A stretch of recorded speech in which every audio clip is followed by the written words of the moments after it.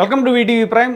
రాజకీయాల్లో కింది స్థాయి నేతలు చేసేటువంటి తప్పుడు పనుల వల్ల మెయిన్ లీడర్లకి, ప్రధానమైనటువంటి నాయకులకి లేదా పార్టీ అధినేతలకి అవి చాలా తలనొప్పులు తెస్తాయి. పార్టీకి కూడా చాలా చెడ్డ పేరు వస్తుంది. కాకపోతే అలాంటి వాళ్ళు ఒకళ్ళో ఇద్దరో ప్రతి పార్టీలోనూ ఉంటారు, అది సమస్య కాదు. కానీ మనము ఇతర పార్టీలని తీవ్రంగా విమర్శించినప్పుడు, అలాంటి ఒక సంఘటన, రెండు సంఘటనలు పట్టుకుని ఇతర పార్టీలను తీవ్రంగా విమర్శించినప్పుడు తిరిగి అలాంటివి మన పార్టీలో జరిగినప్పుడే అవి మరింత ఎక్కువగా ప్రొజెక్ట్ అవుతాయి. ఆ అధినేతకి అది మరింత ఎక్కువగా దాని ఎఫెక్ట్ పడుతుంది అనేటువంటిది ఒక చర్చ జరుగుతుంది.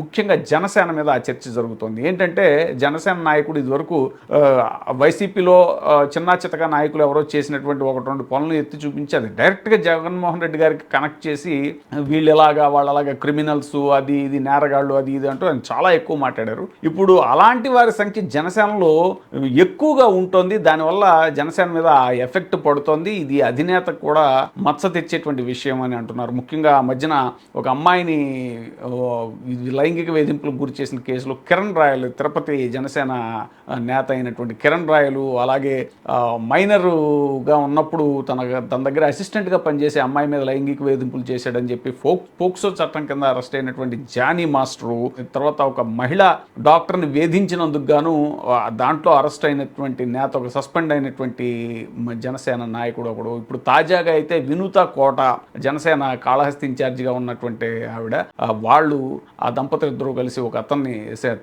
వాళ్ళ దగ్గర డ్రైవర్గా పనిచేసిన అతన్ని మర్డర్ చేయటం, ఇలాంటివి. అంటే ఒక లెక్కకు మించి నేరగాళ్ల సంఖ్య పెరుగుతున్న కొద్దీ ఇప్పుడు గతంలో మనం విమర్శించాము చాలాసార్లు. ఇప్పుడు మరి ఆ పార్టీ సంగతి ఏంటి? ఆ అధినేత దీని మీద నోరు విప్పాలి. దానికి ఆయన ఏం సమాధానం చెప్తారు? ఈ జరుగుతున్నటువంటి పార్టీలో ఉన్నటువంటి ఈ నేర ప్రవృత్తి ఉన్న వాళ్ళ మీద ఆయన ఏం చెప్తారు అనేటువంటిది కూడా చాలామంది నిలదీస్తున్నారు.